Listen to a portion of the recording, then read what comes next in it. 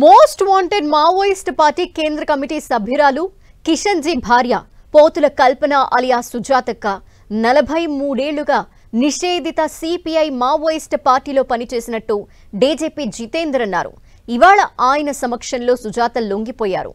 గద్వాల ప్రాంతానికి చెందిన సుజాతపై 25 లక్షల రూపాయల రివార్డు ఉందని, ఆ రివార్డు మొత్తాన్ని డీడీ రూపంలో సుజాతకి అందిస్తామని చెప్పారు. దీంతో పాటు పునరావాస పథకంపై భాగంగా అన్ని పథకాలు ఆమెకి అందేలా చేస్తామని చెప్పారు. అలాగే మిగిలిన మావోయిస్టులకు కూడా జనజీవన స్రవంతిలో కలవాలని ఆయన సూచించారు. ఇక ఈ ఏడాది ఇప్పటివరకు 404 మంది యూజీ క్యాడర్లు లొంగిపోయినట్టు డీజీపీ జితేందర్ తెలిపారు.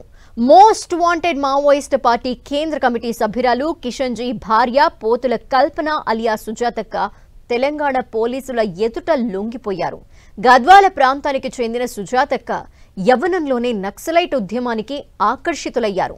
అజ్ఞాతంలోకి వెళ్లిపోయారు. అక్కడే మావోయిస్ట్ పార్టీ కీలక నేత కిషన్ జీని 1984లో వివాహం చేసుకున్నారు. ఇద్దరు పార్టీలో కీలక పాత్ర పోషించారు. పశ్చిమ బెంగాల్లో మమతా బెనర్జీ ప్రభుత్వం ఏర్పడిన వెంటనే 2011లో జరిగిన ఎన్కౌంటర్లో కిషన్ జీ మృతి చెందారు.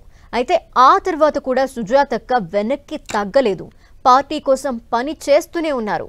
కీలక ఆపరేషన్లలో ప్రధాన పాత్ర పోషించారు. Senior leader of CPI Maoist Pothula Padmavathi alias Kalpana alias Sujata, central committee member ఇక్కడ సరెండర్ చూపిస్తున్నాము. She has cited health reason as the for coming out of the CPI Maoist, also wanted to join mainstream in view of the government policies and support. Her intention to lead a normal life, take care of her own health and live peacefully with her family with the support extended by the government. You all know we have a very comprehensive rehabilitation policy. So she will get 25 lakhs reward amount which is on her. It will be handed over to her.